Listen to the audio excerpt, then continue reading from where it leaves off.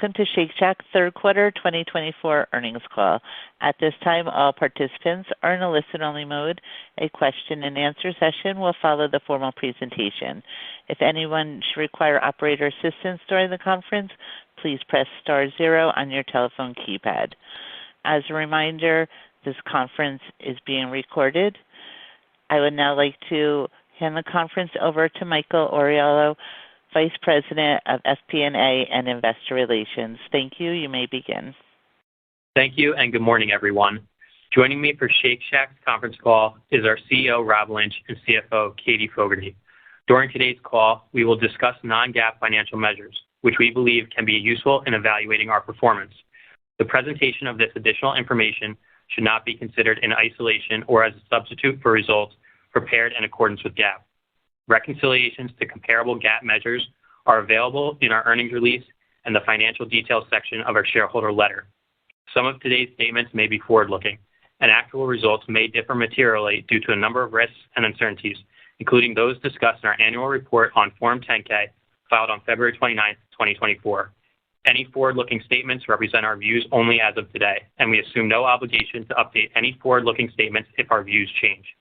By now, you should have access to our third quarter 2024 shareholder letter, which can be found at investor.shakeshack.com in the quarterly results section or as an exhibit to our 8-K for the quarter. I will now turn the call over to Rob. Thank you, Mike, and good morning, everyone. It's been a great third quarter.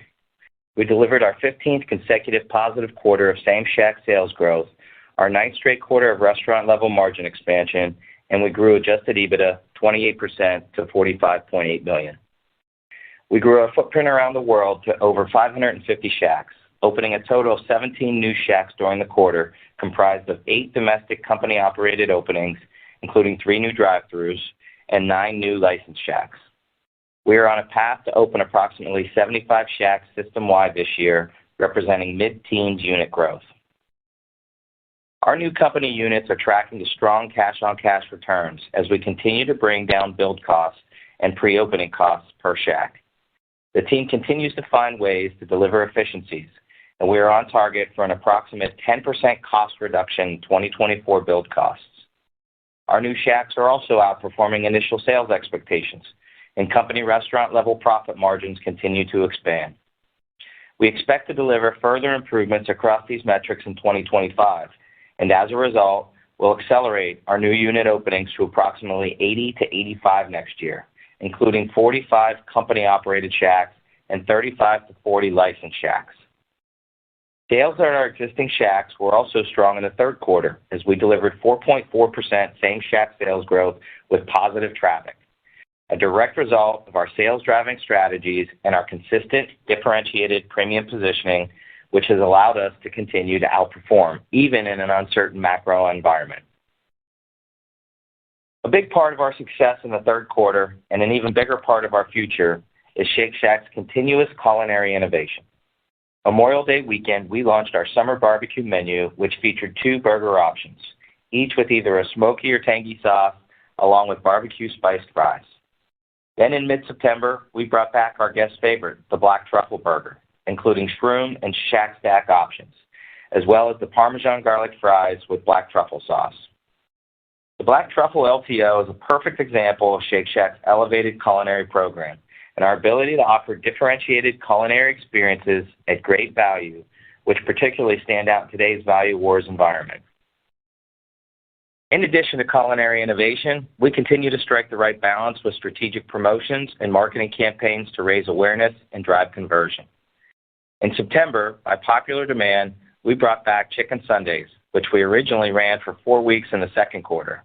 Chicken Sundays have been a solid sales contributor in the short term, but even more importantly, we have seen promising results in our overall chicken awareness, which we expect to drive chicken sales at Shake Shack long after the promotion ends. We also ran other value-added campaigns to spotlight menu highlights, such as Free Shake Fridays and our Dog Days of Summer.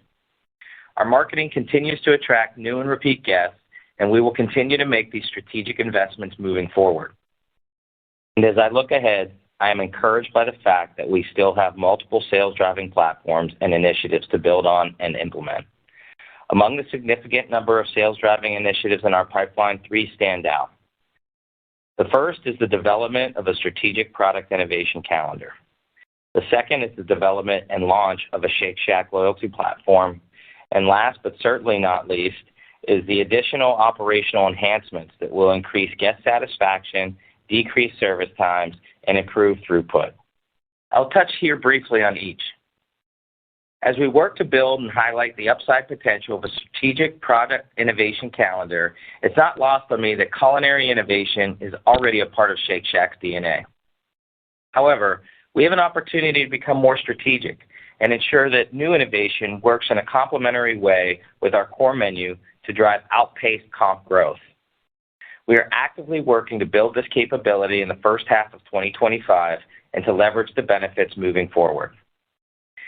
As you know, beyond the hospitality and guest recognition our team members exude each day, Shake Shack does not currently have a systematized loyalty program.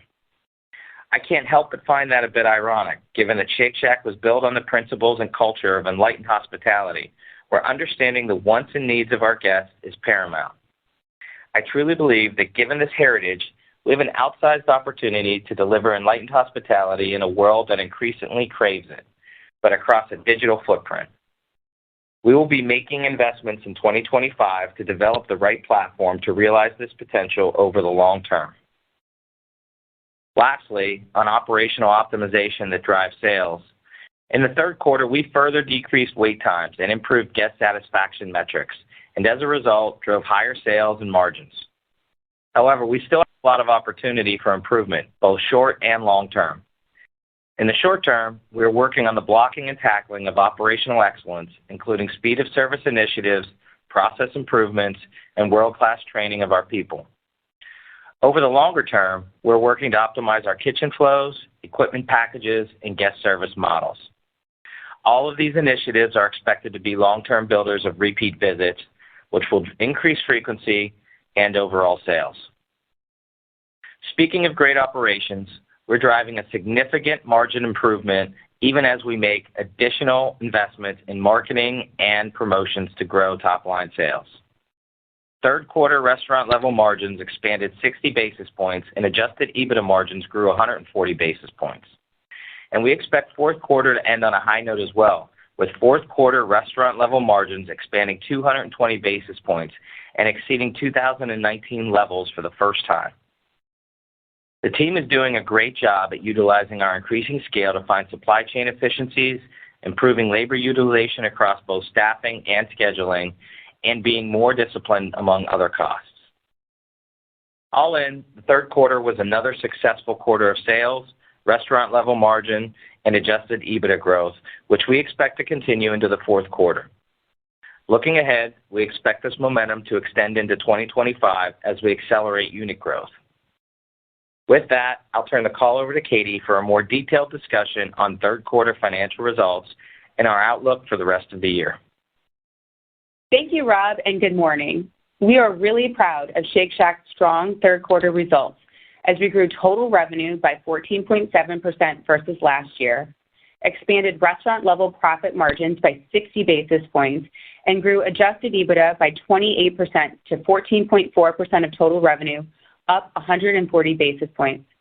This continues our trend that for each quarter over the past 3 years, we have generated positive same-shack sales and grown total revenue, restaurant-level profit, and adjusted EBITDA by double digits. This quarter, we also achieved record-high total revenue and system-wide sales, as well as the highest third quarter restaurant and adjusted EBITDA margin since 2019. And I'll share more in a little bit, but our guidance for next quarter on restaurant and adjusted EBITDA margins well exceeds our fourth quarter 2019 performance as we continue to execute against our strategic priorities. Now for the details of our third quarter results. We grew total revenue by 14.7% year over year to $316.9 million, and system-wide sales by 12.8% to $495.1 million. We opened 17 Shacks system-wide in the quarter and achieved the 15th consecutive quarter of positive same-Shack sales. In our licensed business, we grew revenue by 7.1% year over year to $12 million. Sales grew by 9.4% year over year to $190.2 million, with 9 new licensed SHAK openings and strong trends in our domestic business that was led by airports and roadway travel plazas. In our domestic company-operated business, we grew SHAK sales 15.1% year-over-year to $304.9 million, with 8 SHAK openings and 4.4% year-over-year growth in same SHAK sales. Traffic grew 30 basis points, and check rose approximately 4%, with approximately 6% menu price. Mix was sequentially flat at negative low single digits, with the levels driven by planned marketing strategies.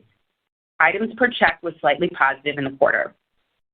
Throughout the quarter, we remained focused on driving sales through our marketing initiatives and culinary innovation, as well as operational improvements. These efforts have driven our outperformance, and we are encouraged by the trends that we saw across our regions. In fact, we improved or maintained our strong same SHAK sales trends in every region this quarter relative to last quarter, and grew same SHAK sales by double digits in Florida, Arizona, Georgia, and Ohio, and by high single digits in markets such as Washington, D.C., Virginia, and Maryland. We continued our strong sales performance into October with a positive 4.5% same SHAK sales and approximately flat traffic for the month. We are excited about this continued momentum to start off the fourth quarter. To help offset continued inflation, we implemented an approximate 1.5% price increase in October across our menu. This will allow us to maintain the approximately 6% menu price for the remainder of the year. Heading into 2025, pricing will drop to approximately 4.5% in the first quarter and low single digits for the full year. In addition to driving sales, our focus on flow-through and operational improvements means that we are bringing this momentum to the bottom line, and this was the 9th consecutive quarter of year-over-year restaurant margin expansion. We generated $64.2 million in restaurant-level profit, or 21% of SHAK sales, 60 basis points better than last year, and the highest third-quarter restaurant profit margin since 2019, despite continued inflationary pressures across our restaurant P&L. Our strategy of identifying and executing on operational efficiencies to reduce the total cost to serve has allowed us to grow profitably while investing more in marketing strategies to drive sales and increase brand awareness. Food and paper costs were $86.1 million, or 28.2% of SHAK sales, down 90 basis points versus last year, as menu price and strategic cost savings in our supply chain helped us offset continued inflationary pressures in our total cost to serve. Labor and related expenses were $85.5 million, or 28% of SHAK sales, down 80 basis points versus last year. Our teams did an excellent job transitioning to our improved hourly labor model late in the quarter and provided us with real-time feedback, which allowed us to show significant progress on hourly staffing while at the same time delivering improvements in operational and guest perception metrics, including having the lowest wait time since at least 2019. And we're excited for what this new way of scheduling will allow for our guests and team members. And importantly, we have many additional strategies in test and underway to continue to optimize performance in our SHAKs. Other operating expenses were $45.6 million, or 14.9% of SHAK sales, up 80 basis points year over year, as we invested more in SHAK-level marketing and other expenses to support our sales strategies. Occupancy and related expenses were $23.6 million, or 7.7% of SHAK sales, in line with last year's levels. All in, we are very pleased with the level of margin improvement we delivered in the quarter and expect to build upon this momentum into the fourth quarter. G&A was $35.7 million, excluding $800,000 in one-time adjusted.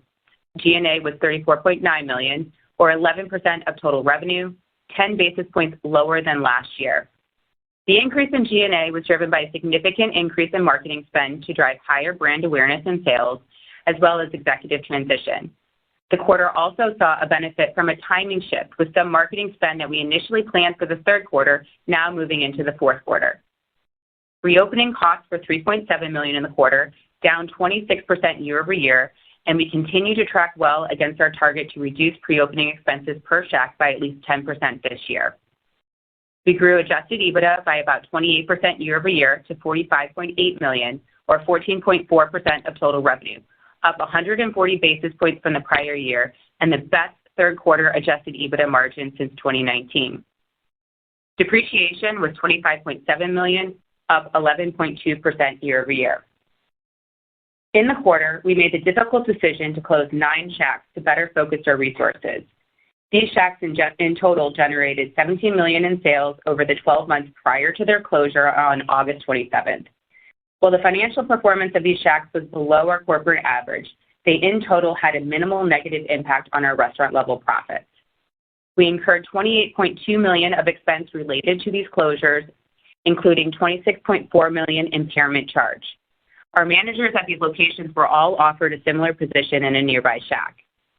Including this charge, we realized a net loss attributable to Shake Shack Inc. of $10.2 million, or a loss of 26 cents per diluted share. We reported an adjusted pro forma net income of $11.2 million, or 25 cents per fully exchanged and diluted share. Our GAAP tax rate was 25.9%, and our adjusted pro forma tax rate, excluding the tax impact of equity-based compensation, was 21.9%. And finally, our balance sheet remains solid, with $310.9 million in cash and cash equivalents and marketable securities at the end of the quarter. This is up $6.5 million versus the prior quarter. Year to date, with our focus on profitable growth strategies and lowering our build costs, we have increased our cash and cash equivalents and marketable securities balance by nearly $18 million, marking a substantial improvement relative to a $26 million decrease at this time last year, and relative to the year prior to that, a $45 million decrease. Now we will discuss our outlook for the fourth quarter and fiscal year 2024, which reflects the financial impact from recent store closures, including the impact from the loss of revenue. Our fourth quarter guidance calls for total revenue of $322.6 to $327 million, up 12.7% to 14.2% year over year. Licensing revenue of $11.6 to $12 million, with approximately 11 license openings. Same-Shack sales up approximately 3 to 4%, with low single-digit price mix, approximately 16 company-operated openings, restaurant-level profit margin of approximately 22%, as we expect to surpass 2019 quarterly margins for the first time. Our full year 2024 guidance calls for total revenue of approximately $1.25 billion, growing about 15% year over year. Same-Shack sales to grow about 3.3 to 3.6%. Approximately 40 company-operated new Shack openings and approximately 35 license openings. We expect licensing revenue to reach $44.6 million to $45 million. Restaurant-level profit margins of approximately 21%, representing approximately 110 basis points of expansion year over year. G&A guidance of $144 to $145 million. That does not include the $5.9 million in non-recurring costs that are excluded from our adjusted EBITDA year to date. Equity-based compensation expense is approximately $16 million. Pre-opening of $17 million. Depreciation of $103 million. Adjusted pro forma tax rate, excluding the impact of equity-based compensation, to be approximately 22.5%. Adjusted EBITDA of $168 million to $170 million, representing approximately 27% to 29% growth year over year, nearly double our expected total revenue growth rate, and representing a margin of approximately 13.5%, 140 basis points higher than the prior year, and the highest adjusted EBITDA margin since 2019. I want to end my remarks today sharing just how proud that we are of the work that the Shake Shack teams are doing to deliver these strong results, and also continuing to develop and test additional opportunities to enhance the guest experience, grow our business, and improve our profitability. And with that, I'll pass it back to Rob.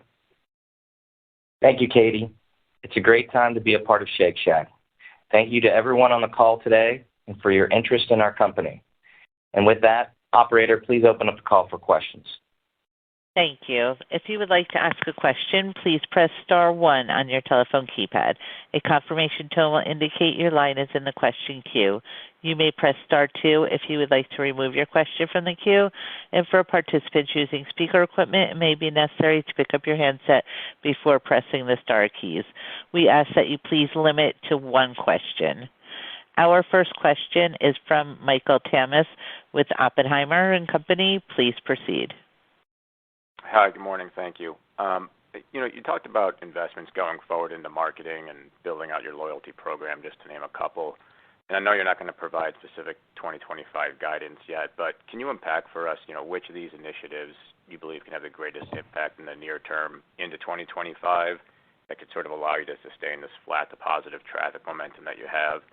And then just directionally, how should we think about the margins related to that? Are you finding some additional cost offsets to offset some of that stepped up investment, and then you're going to drive P&L leverage through the same store sales? Thanks. Thanks for the question, Michael. I'm really excited about the fact that we've been able to drive, disproportionate top-line sales growth while continuing to increase our restaurant margins. That's the model moving forward. So our team has really built a surgical marketing engine that's allowing us to reach our most valuable customers and encouraging them to come back more often and to increase their basket size. And so even though we have increased our marketing and our promotions, they're coming in, they're buying higher margin items that we're featuring and adding to, the check growth that we saw in the quarter.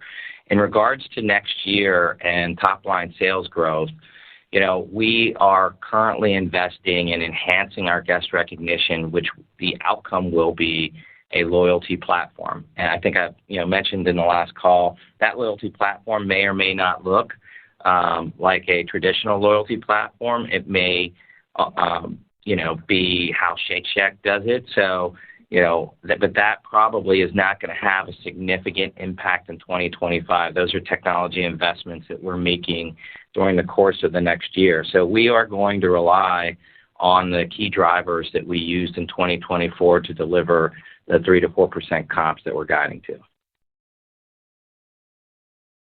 Our next question is from Brian Vaccaro with Raymond James. Please proceed.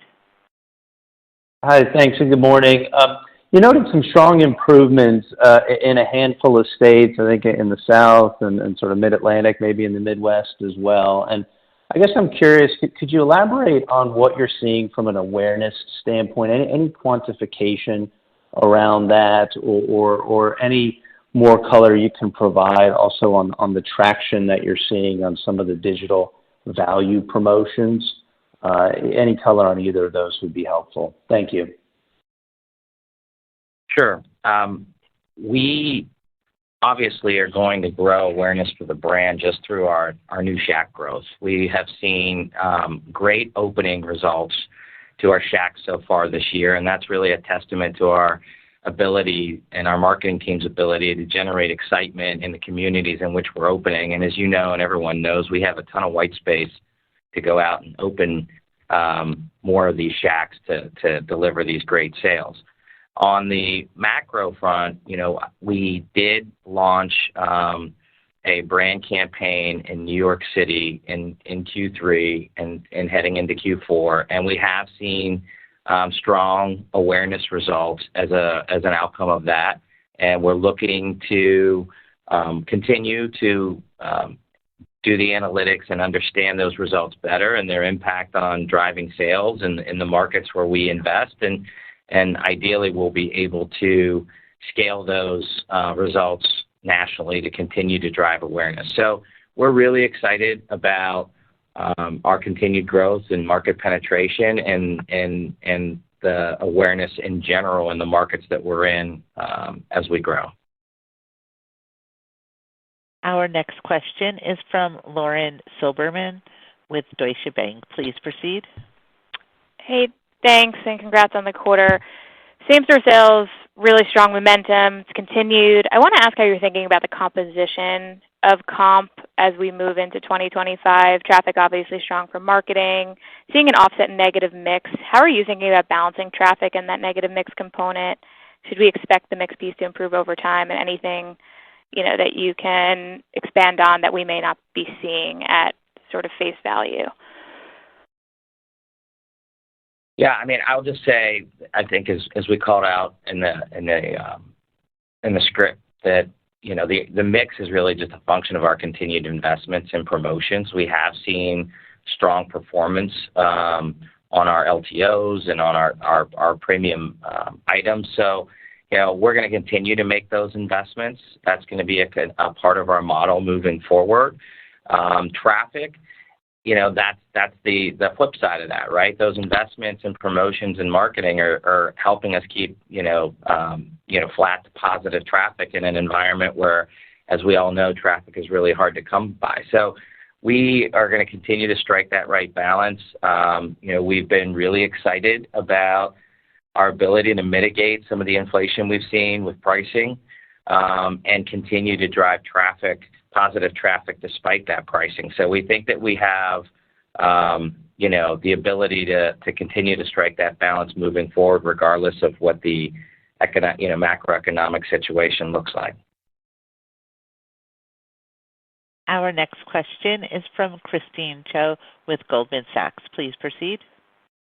Hi, congrats on a great quarter. I just wanted to talk a little bit about your pricing strategy going forward, given kind of a more subdued inflationary pressure as well as increased kind of consumer price sensitivity. I know the kiosk has been a really good mix support, but what are some of the ways that you can help support price mix going forward without kind of taking direct price hikes? And also, if you can kind of elaborate on the performance of the Black Truffle LTOs and specifically how it's impacted the mix in the quarter, would be great. Thank you so much. Yeah, I'll let Katie talk specifically to pricing and impact and mitigating inflation. But what I can tell you is that pricing has been obviously a big part of the restaurant industry's growth in the last few years as we faced unprecedented inflation.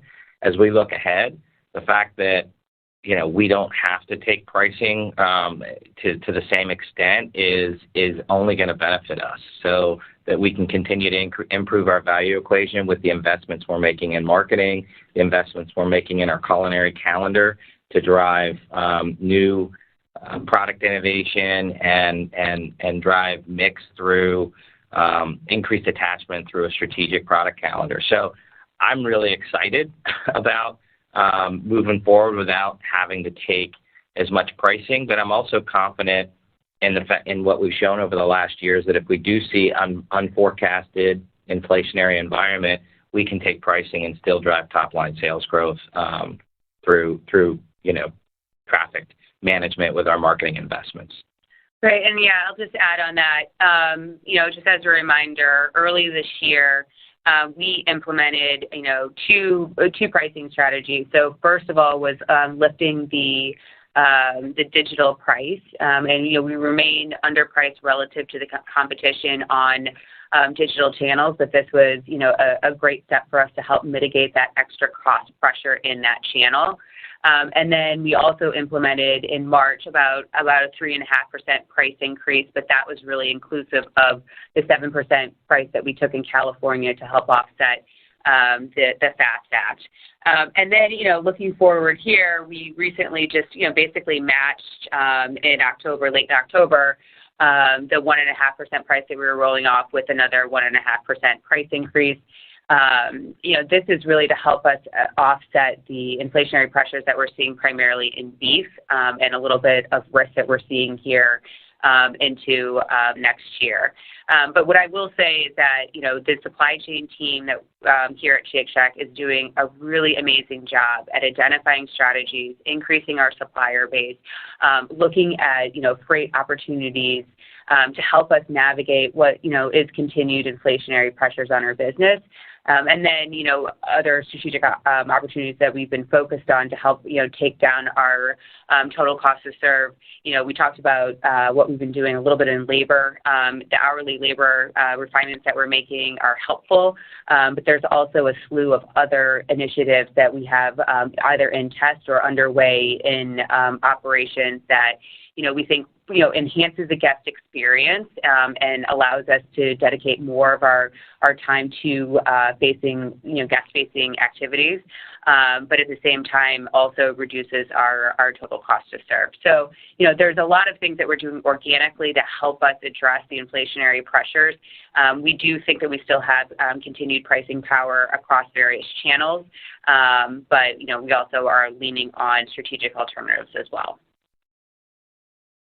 Our next question is from Brian Mullen with Piper Sandler. Please proceed. Thank you. Just a question on development. As it relates to the 2025 pipeline, could you just speak to how many drive-through units you're planning for? And related to that, could you just speak to how that the new class will incorporate any learnings the company's already had, or Rob, maybe any new insights you or Stephanie might have brought to the table will be incorporated into the drive-throughs going forward? Any thoughts would be great. Yeah, Brian, I don't think we're necessarily disclosing the mix on drive-throughs. What I can tell you is that drive-through is a big part of our strategy moving forward. And as Katie just highlighted, we're working really our number one priority operationally is to improve our process flows and increase our speed of service. And that's going to be disproportionately impactful on our drive-through business. And we're continuing to test both optimizations to the order zone and how we represent the brand and our menu on our digital and static menu boards, and then also in the delivery zone and how we bring the food to the customer and how long it takes us to execute all of that. So there's a lot of work going on to significantly improve our speed of service, which is the number one thing we need to optimize through the drive-through. As I look to the future, even beyond 2025, formats and improved kitchen flows and optimizations are all part of the things we're exploring for us to be able to go into, different types of real estate in different markets and succeed and deliver great operating productivity and restaurant margins, regardless of the format that we build. So that is a big part of our strategy moving forward. Our next question is from Andrew Charles with TD Cowen. Please proceed. Great. Encouraging Worth It campaign that we saw launch this month, and I had a two-part question about that. So first, were you able to see in October outperformance, in the New York and Miami markets within same-store sales versus what you reported? And secondly, Rob, I'm curious, what do you need to see before you roll out that campaign to other markets as well? Great question. So we made a strategic decision not to put any type of promotion or incentive on that ad. Most ads in the marketplace in this industry have some type of price-pointed promo to drive a short-term purchase. And where we are in our marketing life cycle, we're still at the infancy level in terms of really defining, our brand in the hearts and minds of our target customers across the country. And even in New York, where, we have a huge amount of awareness of Shake Shack, really defining how Shake Shack stands out and is differentiated from our other competitors is really key to the long-term value proposition that we're going to offer to our customers. So as I mentioned, we are seeing positive movement on our marketing metrics, both from an awareness consideration and equity score. And so, there are a lot of strong indicators that what we're doing is working. How we tie that back to sales will be an ongoing, process for us, and will drive kind of how we optimize, how we show up in the markets as we scale this campaign moving forward.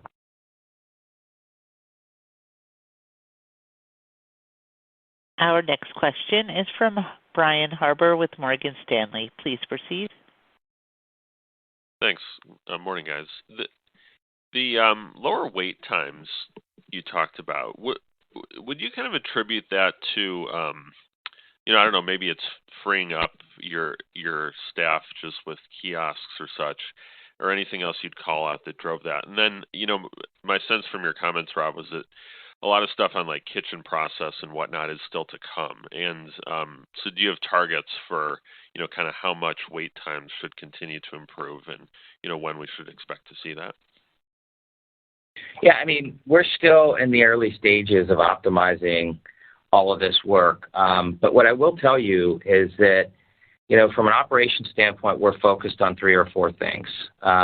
Katie talked about our labor utilization and making sure that we're getting the most productive use of our labor hours. Another big thing that we're focused on, because with 330 shacks opening 40 to 45 company restaurants a year, we really need to develop our leaders, our restaurant leadership talent pool. And so we're spending and investing and focused on the training and development necessary to really create a pipeline of leaders, not just at the GM level, but below the GM level. And I think that level of leadership and management is only going to benefit us from a speed and service standpoint. And then, lastly, which is really just blocking and tackling, but is a little bit new to our organization, is really staying focused on what we're gonna measure and how we're gonna create a performance and accountability culture around what we measure. And so, that is a mindset and a culture of performance that is going to permeate down through the organization. And I think just that alone is really helping to drive some of the short-term improvements that we're seeing in service times, and some of the other process improvements, training and development, and even longer-term, kitchen flow and equipment optimization are going to really continue that momentum and allow us to continue to improve beyond where we are today. Our next question is from Sharon Zackfia with William Blair. Please proceed. I wanted to kind of come back to the strategic product innovation dynamic that you're looking towards. And I'm sorry if you answered this. I accidentally hung up for part of the call and I had to dial back in. But are there gaps in the menu that you're looking to address where you think Shake Shack could be more relevant? And then secondarily, with the wait time improvement, did you see that across channels in the quarter, meaning like walk-in, delivery, and drive-through? Thanks. So, I wouldn't say that there are gaps in our core menu. I think there are opportunities for our core menu to work more harmoniously with our LTOs and our product innovation to drive, mixed benefit through complementing both the core menu with our innovation. And that's the strategic product calendar that I talk about, that is kind of core to what how the QSRs drive comp, but still something that we're developing here to strategically make sure that we have our menu, our core menu, and our LTOs optimized. So that's the work that's moving forward. On the wait times, I would just tell you we're seeing overall improvement. I don't think we're going to get into each of the different channels, but for us to be able to make a big impact, we have to improve our channels across our channels, both from how we service the dine-in business, how we deliver drive-through as it becomes a growing, bigger part of our business, and obviously even with our delivery, third-party delivery transactions, those are also becoming a big part of our business as well. So we need to make sure that we're delivering the customer service that our guests expect across each of those channels.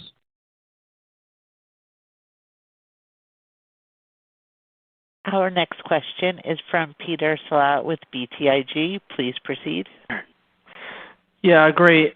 Thanks and congrats on a great quarter. I wanted to ask about the restaurant level margin outlook for the fourth quarter of 22%. And it's substantially higher than what we were modeling. Can you give us a sense? Does that reflect the benefits of the new labor model that you guys have been working on and looking to roll out, or is that more of a 2025 initiative? And then also, how do you want us to think about 2025 margins at this point, given all the initiatives you guys have in place on throughput and price? Great. Yeah, thank you. So, the 4Q guidance we have for restaurant margin expansion, it's about 220 basis points higher than last year. And, it's showing significant progress. There were, I would just also caveat that with, last year at this time, we started to see kind of higher beef inflationary pressures. So, while we expect beef to be continued inflationary pressure this year, kind of that incremental step up is a little bit more muted. And we also have, a number of new SHAK openings happening later in the quarter. So that always can cause a little bit of noise. But what you're really seeing here is us, first of all, if you look at top line, driving top line momentum in the business, and through the focus that we've had in supply chain efficiencies and also, in operations, really being able to bring more of that down to the bottom line. We're not giving guidance for next year. There's, still a lot of puts and takes here around inflationary pressures on, particularly with beef. But we will let you know, at due course what that guidance will be. Our next question is from Jake Bartlett with Truist Securities. Please proceed.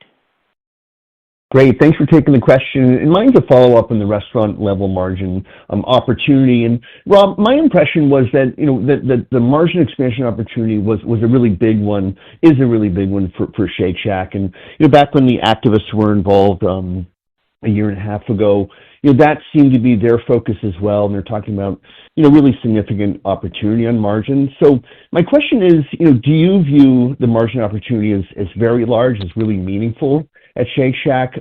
So far, it sounds like you focus much more on the top line, which obviously does drive margins at the end of the day. But I'm just trying to understand kind of what you view as the opportunity with margins, and then within that, maybe what inning you are on what you've identified so far. For instance, in the supply chain, that is you're benefiting from that already. Is there much more to come? If you could just give a little more detail on the kind of the longer term plan and kind of vision for margins. So, as Katie just said, we're not guiding for next year, so we're not going to talk about necessarily how much growth in the margin there is, how much potential growth in the margin there is. But I will tell you that we are focused on delivering long-term productivity in our restaurants. And, there's a lot of easy ways to come in and drive short-term margin growth. I mean, we could come in and just cut the labor significantly and compromise our guest service and compromise our team member development, and that's not the model. So our plan is not to come in and deliver a big bang kind of margin expansion through doing things that impact us in the long term. Our focus is 100% on driving a performance and accountability culture, driving process improvements, and training and development of our teams. And all of those things continue to drive, sustained margin enhancement. We've seen it really, for the last year and a half, and I think it's going to continue to improve as we evidenced in our guide for the fourth quarter. So those are, I know you talked about, I'm focused on the top line. Marketing is a big part of our strategy, but there's not an hour in this building that goes by where we're not talking about restaurant productivity. And Stephanie, our new COO, is, I hardly ever see her because she's in the field so much, making sure that this mindset and this performance culture is permeating through all the levels that need to get down to the Shacks, and that's why we're seeing such great results. And then the last piece on supply chain. Look, Shake Shack is what it is because of the quality of our ingredients and the quality of our food. We are never going to impact that. We are focused on being a fine casual restaurant, delivering fine dining food through a fast casual format. And so our supply chain optimizations are about efficiency and productivity, not about changing any of the ingredients or degrading the quality of our food. And so I'm very pleased with our team's ability to find ways to be more productive, help us maintain or grow our margins despite inflation without negatively impacting our food. Our next question is from Sara Senatore with Bank of America. Please proceed. Thanks. Just a couple of clarifying questions. The first is just on the store closures. You mentioned, I think you said $17 million in trailing 4-quarter revenues, but immaterial to operating profit. Could you just quantify what that means in terms of, it sounds like it would probably be a tailwind to restaurant level margin rates, just because they are below average. I couldn't, I don't know how precise the numbers were, but is it maybe 30 basis points, something like that? So I just wanted to quantify that. And then quick question on the licensed business. That store count came down a little bit, I think, and if you could maybe just talk about that. I don't know if there's international, some of the sort of geopolitical tumult that might be affecting it, or anything worth noting there. Thanks. Yep, sure. So on the 9 Shacks that we closed, we disclosed that was those Shacks in total generated about $17 million in sales over the past 4 quarters. What I would say is that, we're not disclosing the actual cost impact of that, but these restaurants, not only were they below company average profitability, they were actually loss-making. When you roll it up in total, it's not a material part of our overall profitability, but, it is a benefit to our restaurant profit margin line now that they are closed. Do you want to take the license? Yeah, on the license side, we've had a couple markets where we've had some timing issues on some Shacks that we expected to open up in Q4 are now going to push to Q1. I think we've already disclosed on the last call that we are seeing, there are some headwinds in China and the Middle East, given the macroeconomic and geopolitical challenges in those markets. But they're still our fastest growing international markets. So we have a lot of confidence in our partners there. We've got amazing licensee partners who are continuing to build despite those challenges because of the results that they're seeing. So license is going to continue to be a bigger and bigger part of our business. We have a ton of white space, a ton of opportunity to go and open up new markets with new partners while continuing to grow and get more productive with our current partners through format innovation and menu innovation. So really bullish on our licensed business moving forward. Our next question is from David Tarantino with Baird. Please proceed. Hi, good morning. Rob, I wanted to ask about the strategic product innovation, and maybe I'm being a little dense here, but could you maybe explain exactly, what you're thinking with that strategy, and maybe provide an example that brings it to life? Thank you. Yeah, David, I'm probably not going to talk about future innovation, but I can give you an example. I mean, right now, Black Truffle Burger and the Black Truffle fries are representative of the kind of innovation that makes Shake Shack special. And, I would also say the Korean chicken sandwich is another one. Things that you're just not going to get anywhere else executed with excellence. And I'm challenging the team to look at all kinds of burger and sandwich innovation. And some of that could be protein, some of that could be flavor, some of that could be culinary, driven innovation. Also, side items.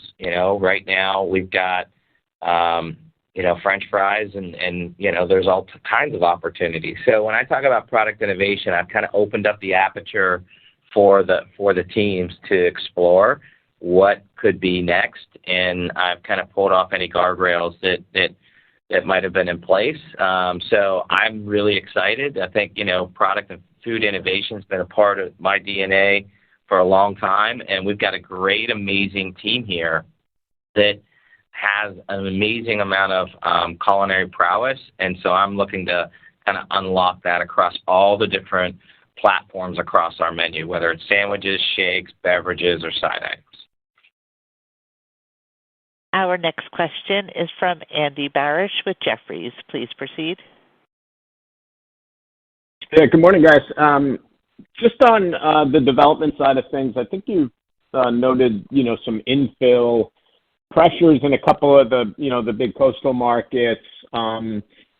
Is there anything we should expect, kind of changing on that front as we look out to the 25 development, or, do you see sort of the brand and marketing awareness in those markets being able to offset some of that sales transfer, if you will?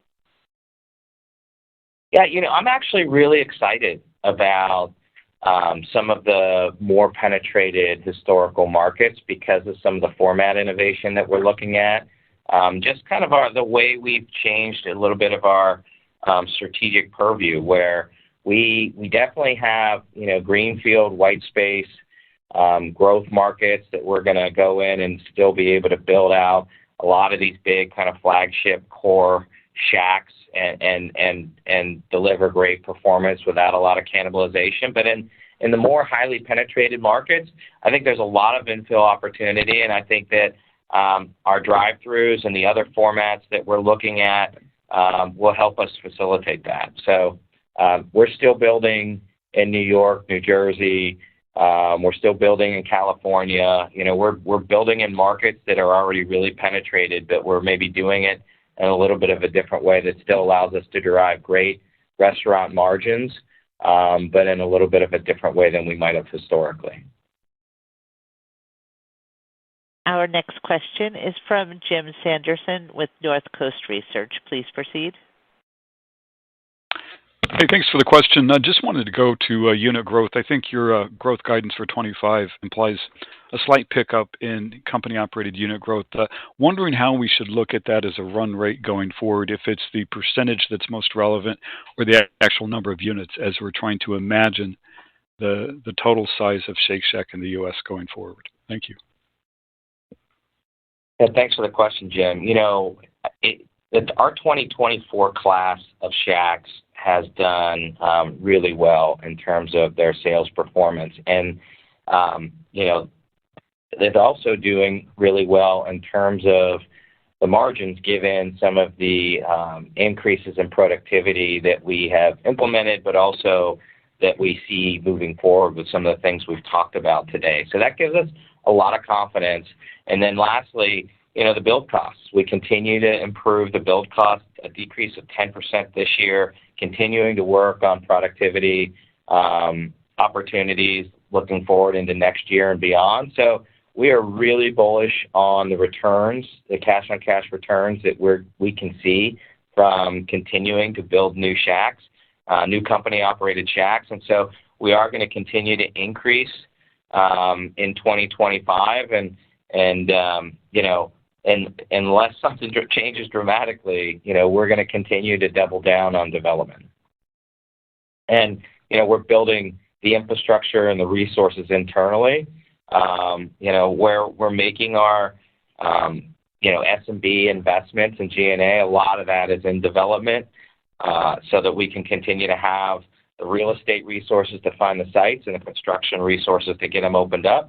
And then lastly, the last thing I'll say is that the training and development that we talked about in the Shacks and operations, that's probably the most critical piece. We need leaders to be able to continue to open up our new Shacks with excellence. So we're definitely focused on that as well. Our next question is from Daniel Guglielmo with Capital One Securities. Please proceed. Hello, everyone. Thank you for taking my question. You all have a pretty good vantage on consumer trends in the U.S., and I know you all also have a pretty robust internal modeling process. Were there any regions or states that came in stronger than you all were expecting or modeling? And then on the flip side, were there any that came in softer? Thank you. Yeah, thanks. So we outlined in our prepared remarks, the number of areas where we had double-digit comp growth. That includes parts of, in Florida, in the Southwest, and Southeast. And I would say overall, we were really pleased with the trends that we saw.